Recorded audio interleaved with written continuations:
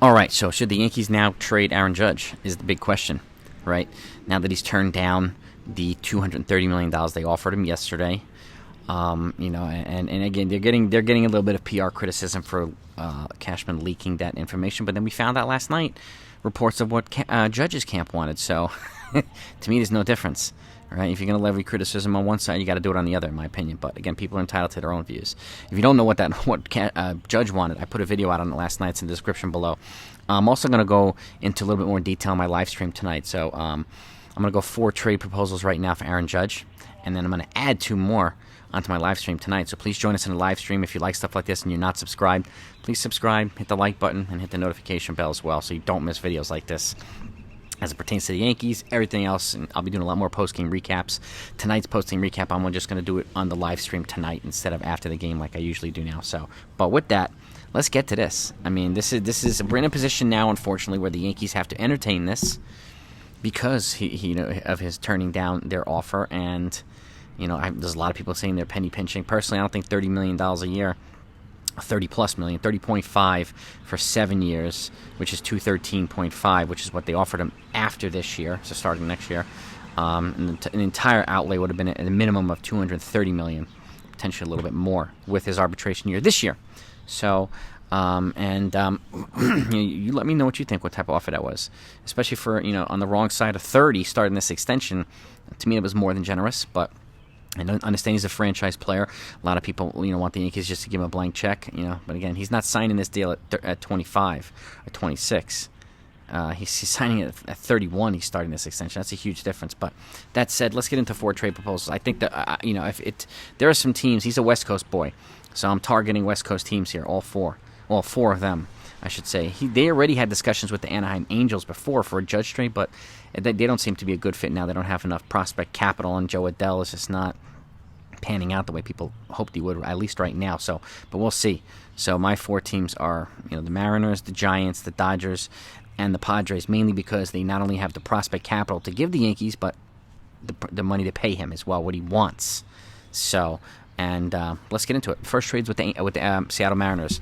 2 different returns. So the Mariners would acquire Aaron Judge from the Yankees for number 1 would be Everson Hancock. Number 4 prospect, the right-handed pitcher. Alberto Rodriguez, the number 8 prospect and outfielder. And Adam Macko, the number 11 prospect, the left-handed pitcher. So that's package 1. Package 2 would be George Kirby, number 3 prospect, the right-handed pitcher. Emerson Hancock, number 4 prospect, the right-handed pitcher. And Alberto Rodriguez, again, number 8 prospect and outfielder. So 2 pitchers and an outfield prospect. And these are positions where the Yankees are less deep than obviously their ridiculous pipeline of shortstops. They're building a pipeline of outfielders as well, but they're a little bit behind where the shortstops are, and that's obvious. So that's package 1. And again, I just can't think of any major league players who I'd want back from the Mariners right now, because they're especially on the uptrend too, so they're going to want to add.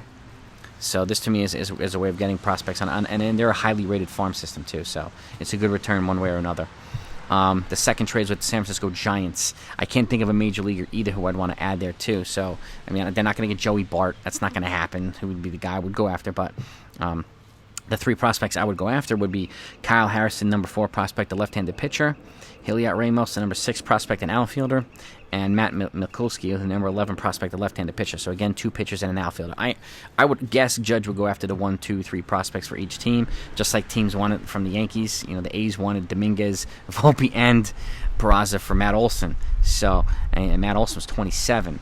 So I could see Cashman obviously going for it, but this is the type of package that I think they'll probably likely get, or they would probably likely get. So that's the return from the Giants.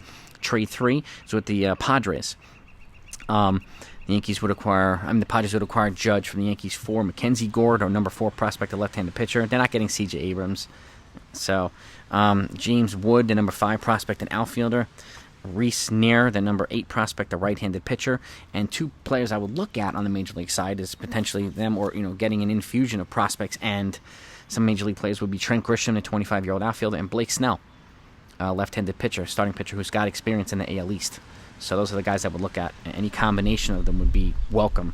I'm not going for no Eric Hosmer or Will Myers, and no way.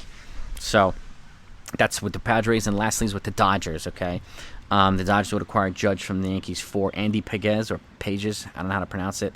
Number 4 prospect and outfielder. Ryan Pepio, the number 6 prospect, a right-handed pitcher.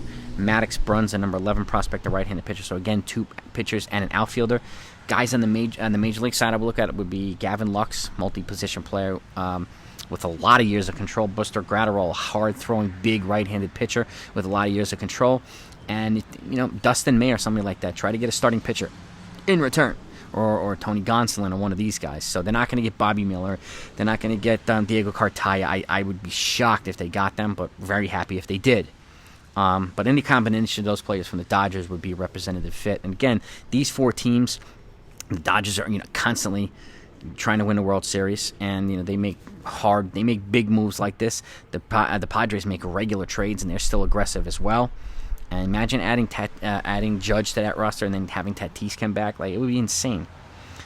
Giants, again, perennial contenders now every year as well. Quietly very good. And the Mariners are on a serious upswing. And they've been making some very, very bold trades. And I doubt the Yankees would get Julio Rodriguez from them. But why not try? But they're another team who could, use a guy like Judge to add to that stable, and they would make them, automatic favorites in American League. So, you guys, let me know what you think. I have 2 more trades I'm going to go over on my live stream tonight, and I hope to see you all there. But it's Aaron Judge trade proposal time, so let's get into it. Talk to you next time.